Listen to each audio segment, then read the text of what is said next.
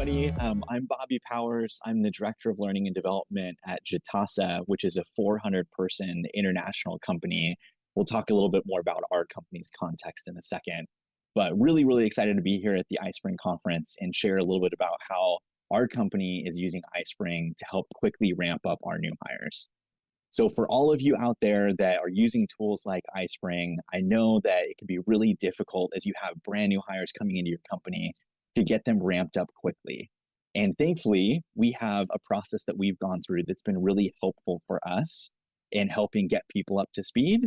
And it taps into a lot of the things that iSpring can do. So I will share a brief background on my company and my role, just as context for all of you. Just like any conference that you've ever attended before or I've ever attended before, I'm sure there are things that we're doing that will be a little bit different in your context. And so what my hope is for you today is that you can hear a little bit about our context. You can say, oh, you know what, that may not work quite exactly like that for me, but I can tweak it like this, and I think I can have a good takeaway from that. We will also share 3 different things that you can use to build a new hire training program that really resonates with new hires. And these are the same type of 3 steps that you can use regardless of your company context. It's just a good framework to think about new hire training in general. It's a framework I've used at multiple different companies as I've gotten the chance to spin up L&D, new hire training, and manager training programs from scratch at multiple startups and small businesses. And then we'll also obviously talk about how we can do this in iSpring. And my hope for you today is that there are 2 big takeaways that you have. First is that you get a framework, very practical, useful framework that you can use every day as you think about new hire training and developing your own new hire programs. And second is that you walk away with practical ideas about what that looks like in iSpring and how other companies and peers of yours, like Jitasa, are using iSpring. So just as a reminder, similar to what Chris said, we will have time for Q&A at the end, but that does not mean save your questions until the very end and writing them into chat. Feel free to put those in now, and then we can have those questions stack up and Chris can sort through them for us. All right, well, let's dive in. So a little bit about Jitasa, just as context for all of you. Our company is a 400-person international business that we do bookkeeping and accounting services exclusively for nonprofits. So we're a for-profit company serving nonprofits.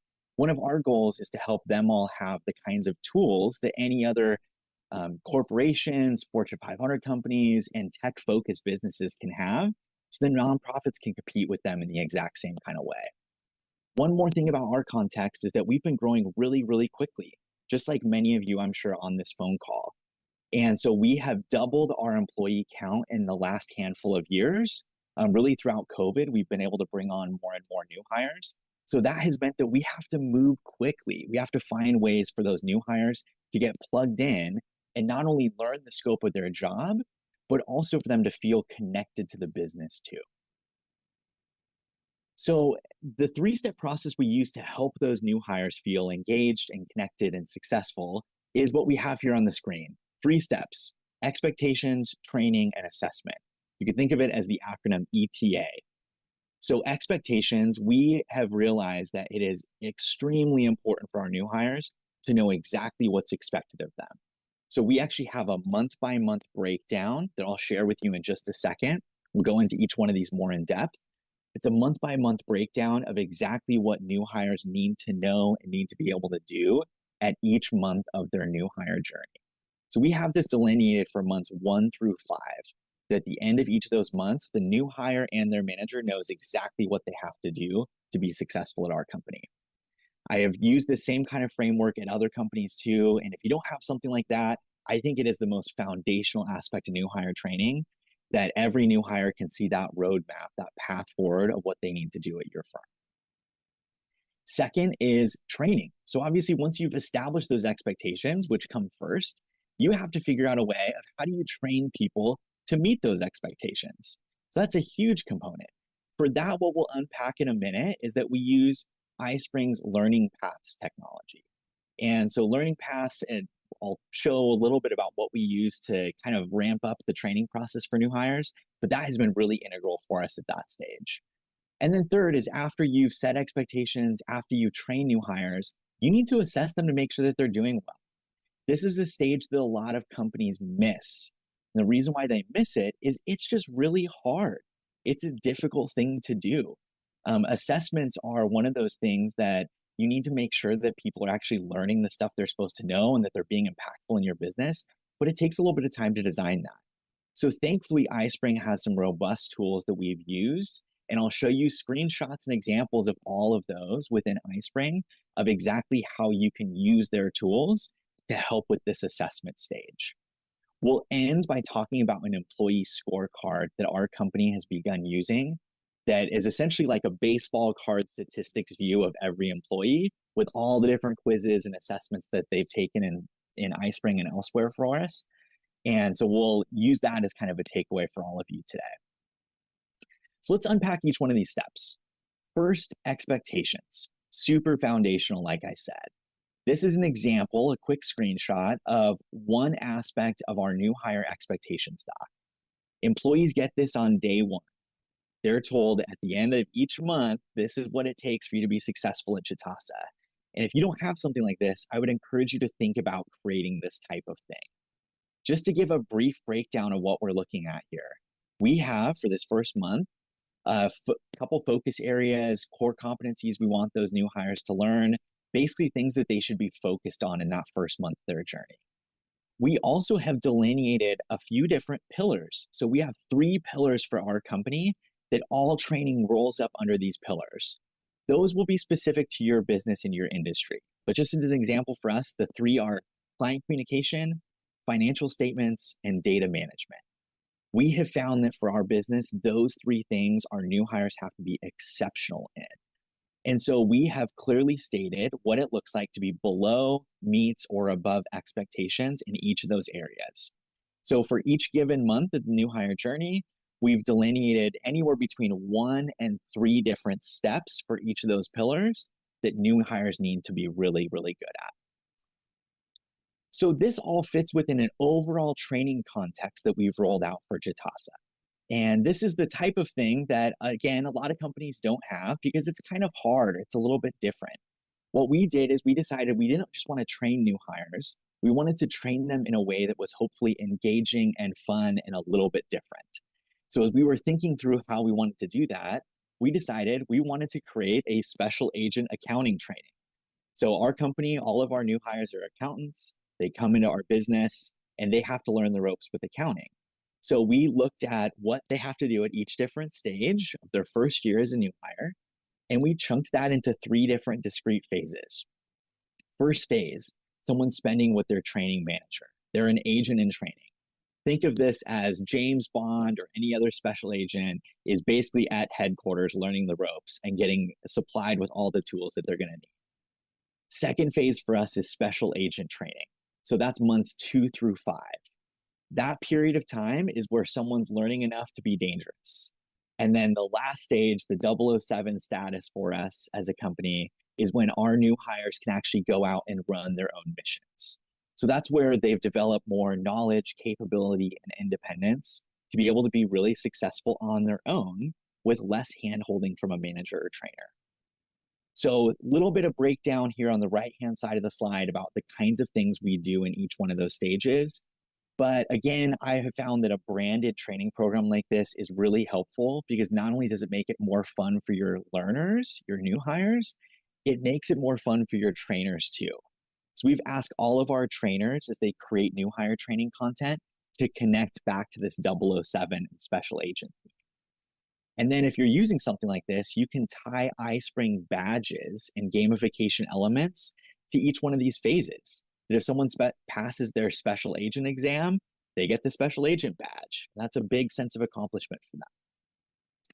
So that's a little bit about expectations. Now I want to move on to how we train, the next layer on top of those expectations.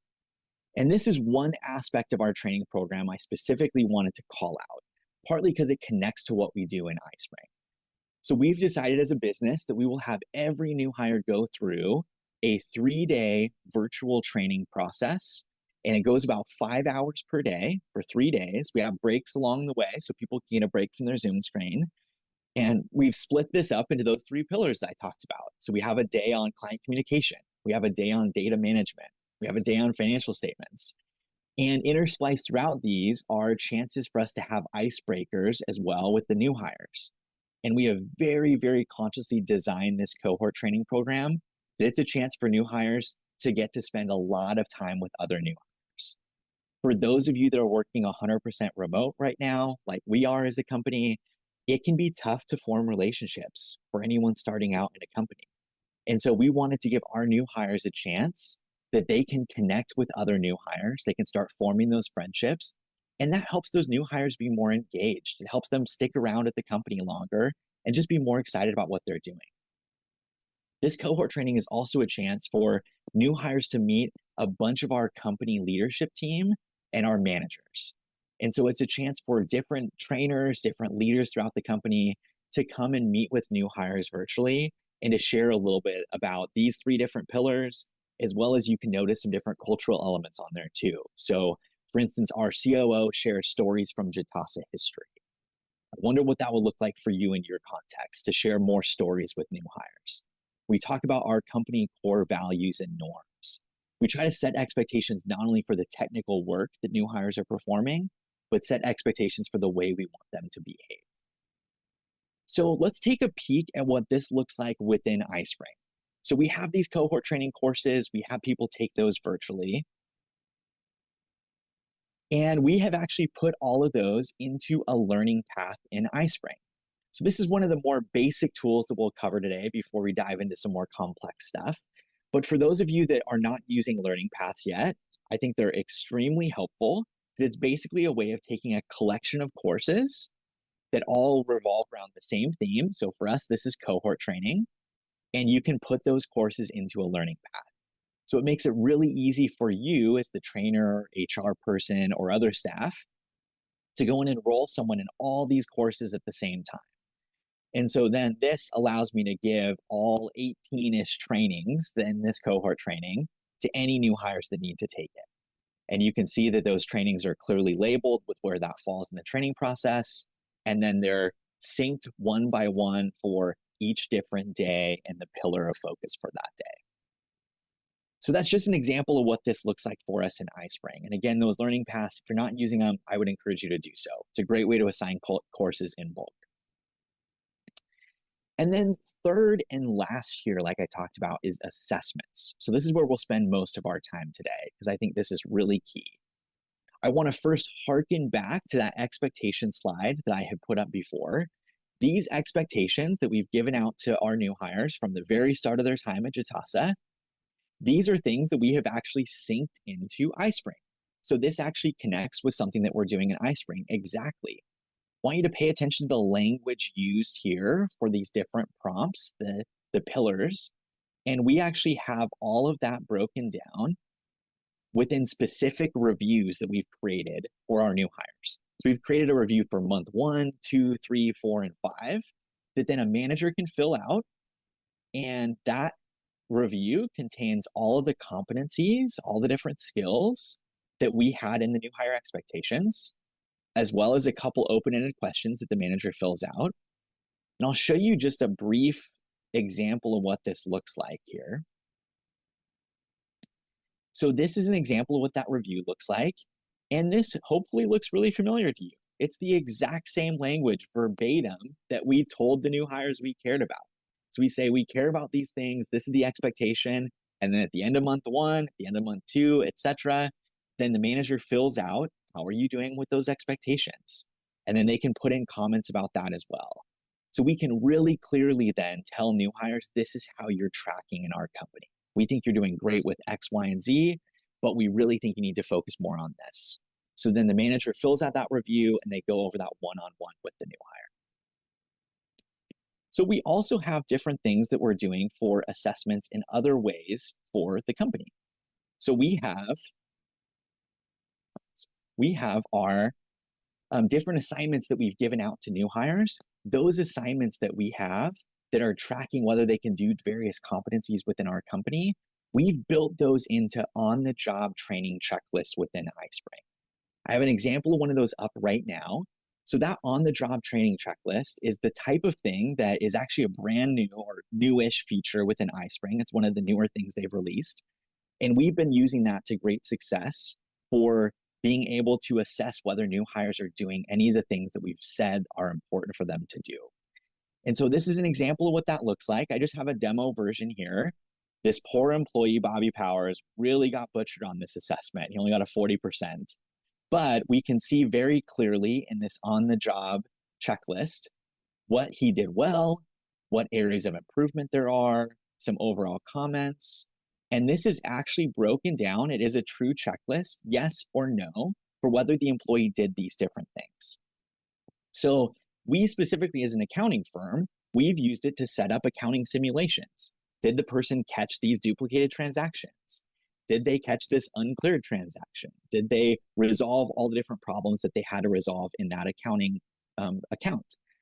But for you, it might look a little bit different. So for example, I've heard of companies using this to appraise sales reps that are doing sales calls. And you can create a sales call checklist of, did the person introduce themselves? Did they get the client's name and their title and who the main decision maker is? Did they walk through these different steps of our pitch?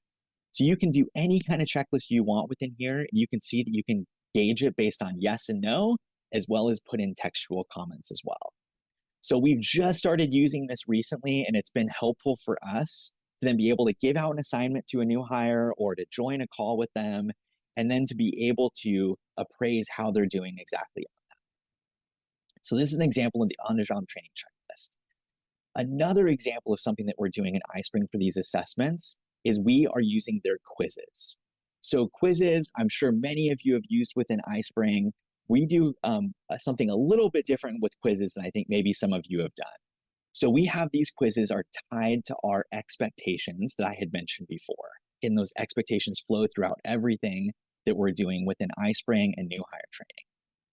And what we have, I'll do a preview of this quiz here for everyone, is we have decided what are the core things an employee needs to know at the end of each of these stages. So for example, the special agent stage for us ends at the end of month 5 for new hires. And we've taken all the different things we want someone to know, 90 questions, so pretty big, long quiz. And we have put all of those into one quiz or assessment for new hires to be able to gauge how they're doing. New hires take this quiz at the end of their 5th month, and then their manager gets to go through and check in iSpring reports to see exactly how that person did. And then they have those different areas that the person struggled with that they can train that person on. So we use it as a hit list for training. And essentially what this becomes is that at a company-wide level, I can look across this entire quiz, all 90 questions, and I can see where are Jitasa new hires struggling. You can build reports that actually show that. What are the questions people miss the most? That becomes an area for me as a trainer that I can focus on. And then what are the areas that each individual new hire is struggling with? That becomes a focus area of them with their manager. So this is just another example of what we've done within iSpring to try to connect this assessment back to what truly is required for success for new hires. So the last thing I want to touch on before we dive into the questions from all of you is all of this information rolls up for us in an employee scorecard. So this is all mock data, not real data. None of these new hires actually exist, but just an example for you of the kind of data that we actually track for our learning and development program. So we can see really quickly on here that employee 1, if you look across the row for employee 1, there are a couple red scores, but employee 3 has a lot of red and yellow scores there. And employee 13 is really struggling. So we've built out this kind of scorecard. So then we can see on an employee by employee level, it's basically like a baseball card view of statistics for each employee. And across the top, these different columns, these are connected to those on-the-job training checklists. They're connected to different assessments or assignments within iSpring. Then we have the monthly reviews that I had talked about. Those same reviews, months 1 through 5, that we mentioned are really important for new hire success. We then have the scores that we've recorded in here. Special agent quiz that I reviewed, that's in here too. So this will look different in your context. I don't know exactly which thing would be most important for you to do for your business to measure new hire success, but I think this kind of scorecard element gives you some different things that you can talk about on a leadership team level or a training team level and figure out where do we as a company need to be better. And so this company averages row shows us that, for example, with this mock data, we as a company are really struggling with bank reconciliations and accrued expenses. So we can expend our training effort and resources there. So those are just a few ideas that I want all of you to walk away with of how you can frame your new hire training in those 3 steps: expectations, training, and assessments, ETA, and what that could potentially look like within iSpring, and how you can even pull that into things like an employee scorecard. So for any of you that have questions, we would love to hear them and take them at this time. Anything that you have in mind about using iSpring to assist with new hire training. Thank you so much, Bobby. This is very helpful and insightful, and I see lots of comments in the chat as well, and already some discussion going on. So why don't we start with the questions that were asked during your presentation, and then maybe some will emerge while we are dealing with the first ones. All right. Yeah, for sure. I'd suggest that we start with Lisa's question, which is a question, more of a cry rather than a question, but still, how do you get your managers to complete these on time or at all? This is the struggle. That's what Lisa says. Yeah, that's a great point. So there's 2 ways that we do that. So one way is it's a push to managers. So we actually have a project management system. We use a system called Maven Link for ours. You might use something different like Asana or whatever else. And that project management system actually has tasks for every single new hire. One of those tasks is for the manager to fill out the month 1 review, the month 2 review, the month 3 review. So that task gets pushed out to managers. And then I can actually see if they've completed it or not. Because we have a scorecard on every single employee.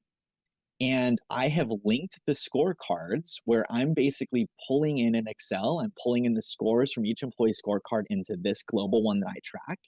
So I can see that if there's not a month 3 review for employee 1, I have to go and knock on that manager's proverbial door. I have to get them to fill it out. So it's a combination of a push to them and then also me kind of bothering them, pestering them if they haven't filled it out. Yeah, push and pull, right? Yeah. Okay, thank you, Bobby. I'm sure this is actually very helpful, and I see similar comments in the chat saying that this is actually wonderful and very useful. And then we have another question from Elaine, which is, I think, a very logical question, though. Did you create the 90 questions, or did iSpring build it based on training content? Yeah, great point. So we actually built that with our team. I partnered with all of our managers, and I actually asked each manager to submit 5 to 10 questions. We started that all out in an Excel spreadsheet so we could vet it before we put it in iSpring. And so we went through that Excel spreadsheet and we had the whole manager group go and vet those questions. And then we had a few employees pilot test it. The pilot testing part was really important for us because you can imagine with 90 questions, we have people across multiple different countries. As a business. You end up having questions that you have to rework. You have to figure out how to phrase it a little bit differently. So that was really helpful for us. Thank you for mentioning that. That's actually my biggest area of interest and my area of expertise, all about how multicultural teams work. So thank you for highlighting the need to actually be adaptive and flexible on that. All right. And I see that we have a lot of comments of thanks and appreciation to you. So if you don't mind, may I ask one more question on my side, Bobby, while we still Yes, have absolutely, Chris. Right. So I was wondering, because this hiring training thing is so well done, maybe you guys are using iSpring in any other fashion as well, not just for the example that you've shown to us? Yeah, so we use iSpring for a lot of different things. Our Okay. company rolled out iSpring last year, and then we've had a mad rush of trying to do everything possible we can in iSpring. So yeah, our team is actually at about 99% usage of iSpring right now. And so we use iSpring. One of the other core ways we use it is we do multiple company-wide trainings every month on accounting skills and on behavioral skills. And we put all of those recordings and slides and notes in iSpring. And then we send out that link for anyone who missed the training.